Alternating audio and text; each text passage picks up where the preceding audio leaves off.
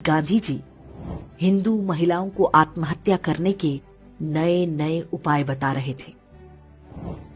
नोआखली और आसपास के क्षेत्रों में जिहादी निर्वस्त्र हिंदू महिलाओं के जुलूस निकाले जा रहे थे, लेकिन गांधी शांति और अहिंसा की अपनी विकृत धारणा का सार्वजनिक प्रदर्शन पूरी निर्लज्जता से करते रहे।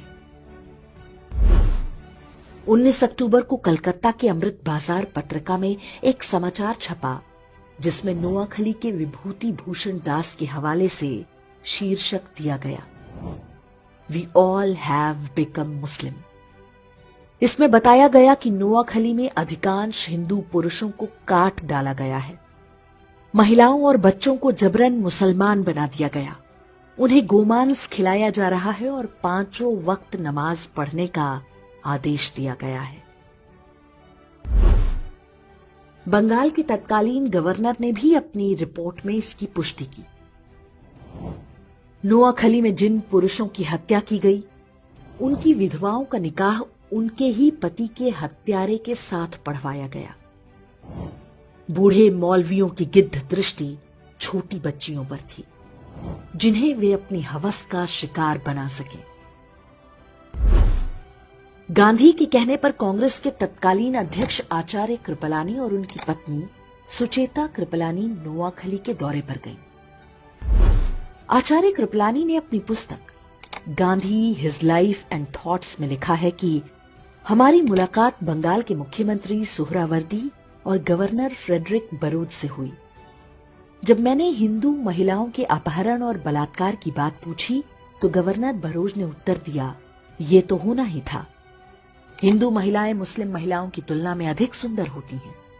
मेरा मन किया कि मैं उन्हें वहीं पर पीट दूं, लेकिन मैंने खुद को रोक लिया। सुचेता कृपलानी ने कुछ हिंदू महिलाओं को बचाकर राहत कैंपों तक लाने में सफलता पाई।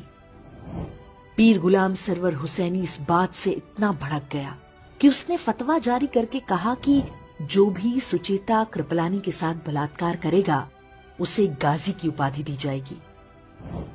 इसका परिणाम हुआ कि सुचेता कृपलानी हर समय अपने साथ जहर का कैप्सूल रखा करती थी। नोआखली नरसंहार शुरू होने के पूरे 1 महीने बाद गांधी ने वहां का दौरा किया। वे सबसे पहले पास के तिपरा नाम के स्थान पर गए। यहां दंगा पीड़ित हिंदुओं के लिए राहत शिविर चला रही सुचेता कृपलानी के साथ गांधी की मुलाकात हुई। उनके काम से खुश होने के बजाय गांधी जी ने सुचेता कृपलानी से कहा कि कैंप में रह रही हिंदू महिलाओं को निशुल्क खाना ना दिया जाए, बदले में उनसे काम कराया जाए। गांधी जी ने सुचेता कृपलानी को यह निर्देश भी दिया कि वे इन हिंदू महिलाओं से कहें कि वे वापस अपने गांव में जाकर मुसलमानों के साथ मिलजुल कर रहें, चाहे उनकी जान ही क्यों ना चली जाए। नाथूराम गोडसे और उनके मित्र नारायण आप्टे भी तब नोआखली गए थे। वहां पर वे राहत कैंपों में रह रहे हिंदुओं की सेवा करते थे।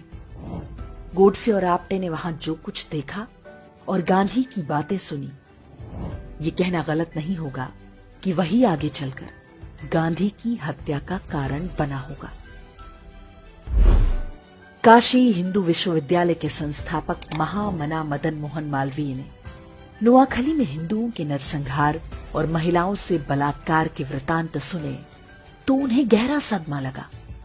इसी कारण 12 नवंबर 1946 को उनका निधन हो गया।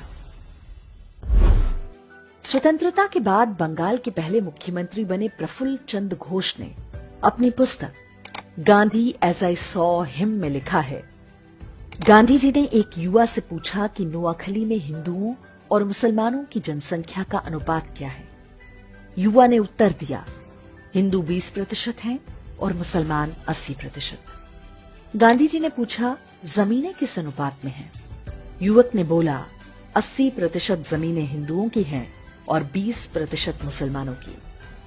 तब गांधी ने कहा, संघर्ष का असली कारण यही है। अर्थात जिस व्यक्ति को राष्ट्रपिता बताकर देश पर थोप दिया गया, उसने जिहादियों के हाथों हिंदुओं के नरसंहार को आर्थिक असमानता से जोड़ दिया।